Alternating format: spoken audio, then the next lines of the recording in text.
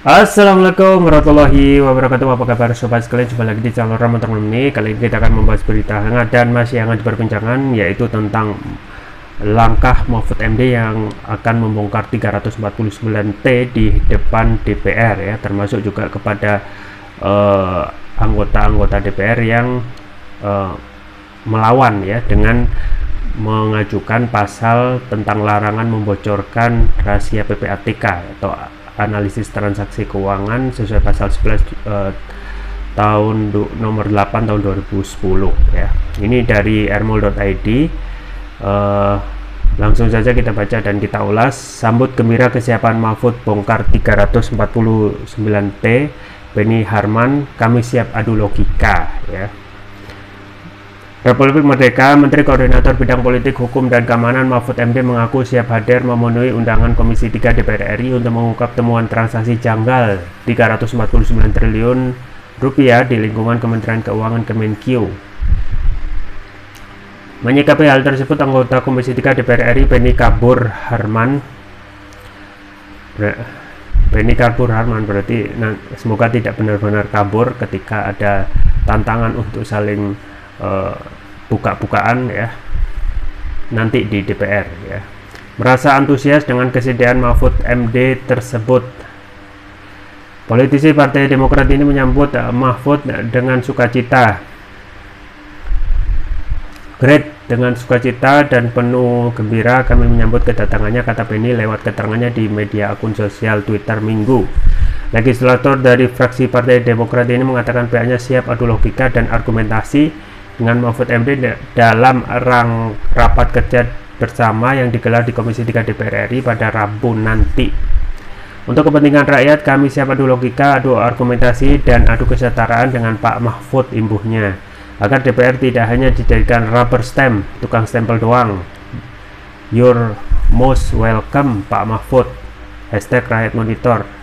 Demikian Beni. Itu ya sobat sekalian terkait dengan bongkar-bongkaran tentang transaksi janggal 349 triliun, dan ini tentu saja angka yang fantastis gitu ya, angka yang fantastis yang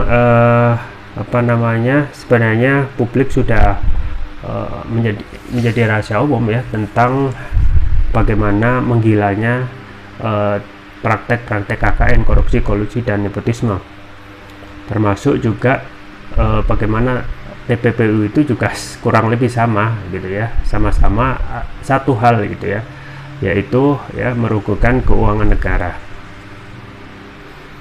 Nah, Pak Mahfud MD yang menyampaikan ada transaksi janggal sekitar 300 awalnya 300 triliun, tetapi setelah itu perkembangannya ternyata naik ya 349 triliun. Kenapa nggak digenapkan 350 gitu ya? Nah, ini terjadi dalam kurun waktu sejak 2009 ya. Artinya memang praktek yang KKN itu kita sudah benar-benar tumbuh subur gitu ya, dan menjadi suatu budaya. Dan ini menjadi hal yang miris mengingat kondisi dengan adanya korupsi ini jelas ya yang harus menjadikan common enemy ya, musuh bersama, lebih berat daripada yang sering kadang-kadang disebut-sebut sebagai radikal yang tidak ada apa-apanya, tidak ada kejelasan gitu ya.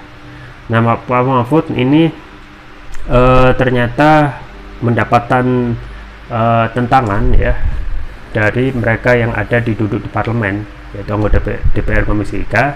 Yang pertama menyampaikan tentu saja Arteri Dahlan, menyampaikan tentang pasal 11 Undang-Undang Nomor 8 Tahun 2010 tentang pencegahan dan pemberantasan tindak pidana pencucian uang.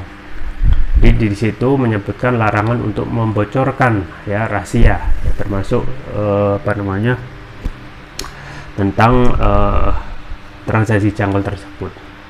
Dan sontak ya ketika ada semangat untuk membongkar sesuatu yang perlu untuk dibongkar, kemudian ada narasi seperti ini, maka publik juga akan mempertanyakan ada apa, apakah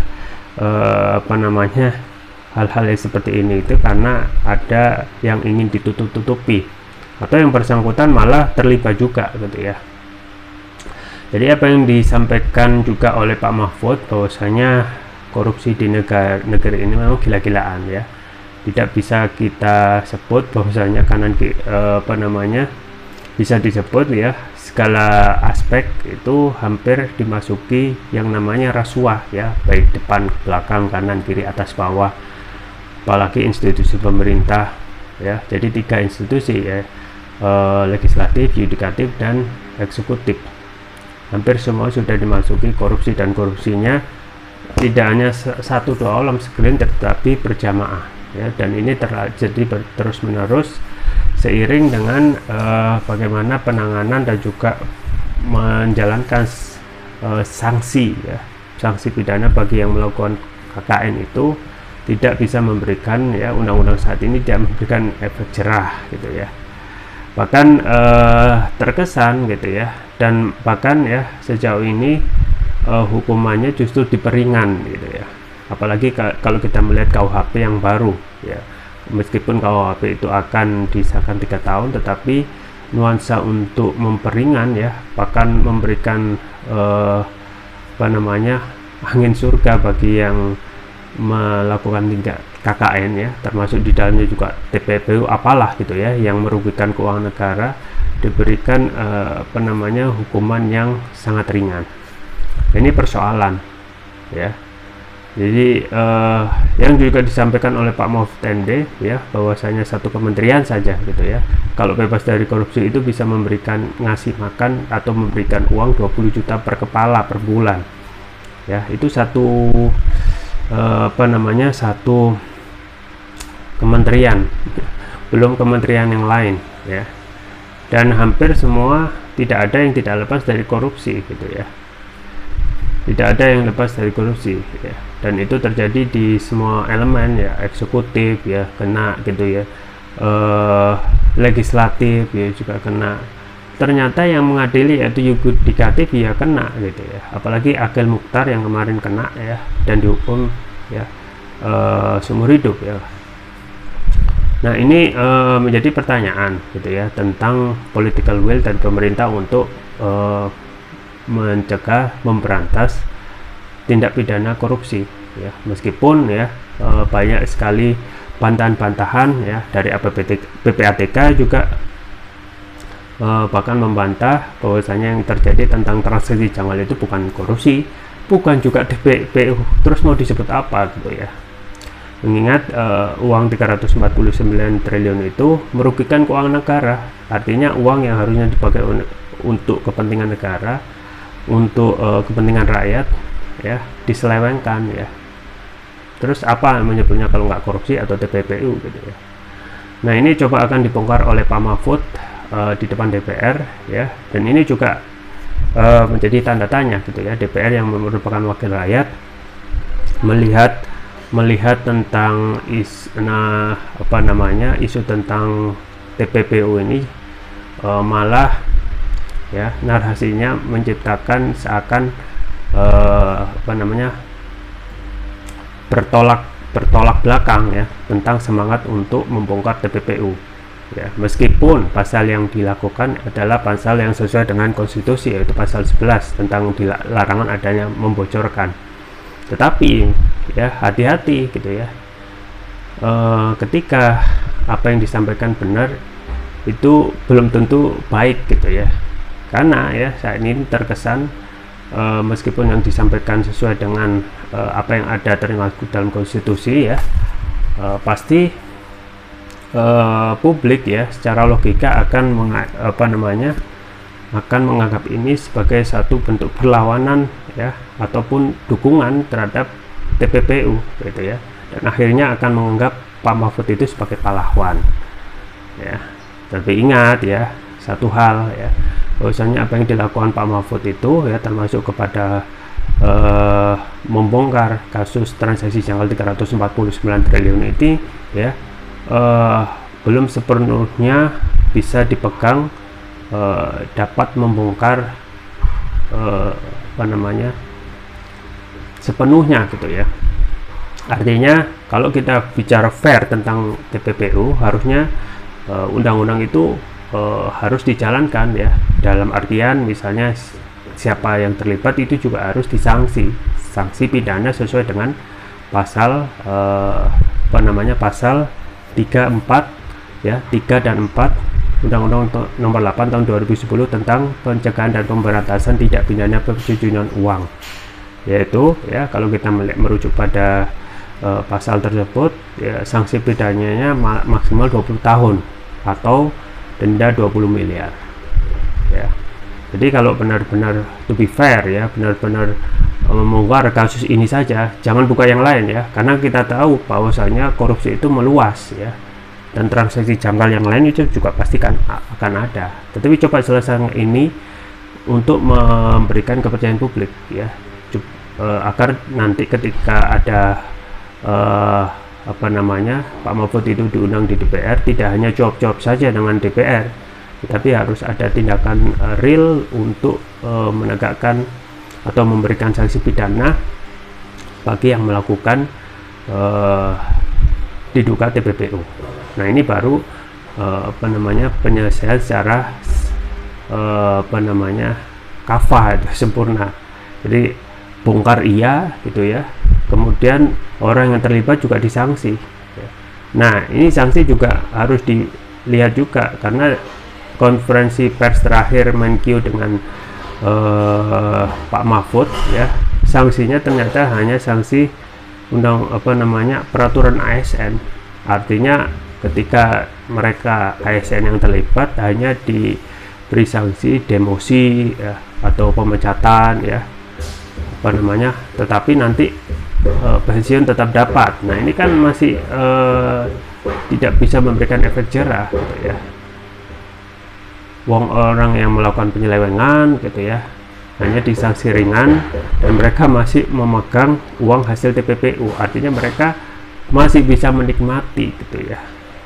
Dan ini tentu saja akan mendorong beberapa orang lain melihat, oh, tidak ada yang namanya ketegasan ataupun sanksi pidana yang memberikan efek jerah, maka ya dapat dipastikan kedepannya akan ada pengulangan, karena manusia ya secara manusiawi ketika tidak ada sanksi pidana mereka akan terus mengulangi tindakan tersebut. Apalagi ya TPPU termasuk KKN lah ya, itu sudah juga tidak ada political will ya. Ketika ya IPK kita turun dari 40 ke 38, 34 ya, respon dari presiden juga ringan-ringan saja gitu ya, cuma menolak gitu ya. Tetapi untuk aksi untuk melakukan pemberantasan TPPU ya, termasuk juga KKN ya, justru terdapat keengganan untuk bersikap tegas terhadap para pelaku KKN dan TPPU ini. Nah, ini juga yang menjadi pertanyaan gitu ya. Saat ini kita menghadapi masalah serius tentang korupsi yang dibongkar-bongkar, tetapi justru presiden justru lebih fokus terhadap endorsement baca pres ya. Di satu sisi ini adalah masalah serius tentang korupsi yang menggila, dan sebenarnya ini ya harus diberikan perhatian khusus daripada lebih dalam tanda kutip mengamankan kepentingan presiden dengan endorse ya baca pres sesuai dengan keinginan ya. Jadi kita juga berpikir gitu ya secara strategis, selama gitu ya, selama sanksi pidana itu tidak dijalankan ya, TPPU dan juga praktek KKN itu akan semakin terengginas ya. Apalagi kita ketahui hukum masih bersifat tajam ke bawah, tumpul ke atas. Nah, dan pun juga ya, ketika tidak ada sanksi yang tegas, maka bisa diyakini itu akan menjadi seperti lingkaran setan, akan terulang kembali ya. Jadi itulah ya hukum manusia yang selamanya tidak akan bisa memberikan efek jerah. Beda kalau yang diterapkan hukum dari sang pencipta manusia, yaitu dari Allah SWT ya. Jadi orang yang melakukan KKN ya, kalau kadarnya sesuai dengan syariat ya, 1/4 dinar, maka dipotong tangannya Nah, orang akan kemudian disebarluaskan, ya. Secara logika dan secara fitrah manusia, orang kalau ketika mencuri dipotong, maka orang itu akan berpikir 1000 kali untuk melakukan hal yang sama. Makanya apa yang benar, apa yang disampaikan dalam Al-Quran, ya, walakum fil qisasi hayatun ya ulil albab, ya, sesungguhnya dalam kisos itu terdapat kehidupan di antara bagi mereka-mereka yang berpikir, ya. Kalau kita berpikir jernih, hukuman apa yang cocok diterapkan? Ya hukuman dari Sang Pencipta, yaitu Allah SWT, ya. Makanya kalau di Saudi misalnya banyak mobil-mobil mewah, ya, di nggak pernah dikunci, ya, Lamborghini nggak dikunci, kemudian toko nggak dikunci, ya, karena mereka tahu kalau mencuri hukumannya potong tangan, ya, akan berabe gitu, ya. Nah, ini yang harus dipikirkan bersama gitu, ya. Selagi hukumannya masih ringan-ringan saja, memakai hukum manusia, dan itu masih bisa dinegosiasi, hukuman 20 tahun di courting bisa ekstrim lagi, bisa bebas, ya, maka dan para pengadil itu bisa dibayar, maka sama saja zong, ya. Jadi kedepannya memang ketika Pak Mahfud datang ke DPR, ya, harus bisa menyelesaikan masalah ini dengan tuntas, ya, tidak hanya cuap-cuap tapi hasilnya ada, ya, yaitu uang 349 triliun itu harus dikembalikan kepada negara, dan orang yang melakukan TPPU itu harus disanksi pidana sesuai pasal 3 dan 4 Undang-Undang Nomor 8 tahun 2010. Itu saja yang bisa saya sampaikan, semoga bermanfaat. Jangan lupa like, share, dan subscribe. Sampai jumpa lagi. Wassalamualaikum warahmatullahi wabarakatuh.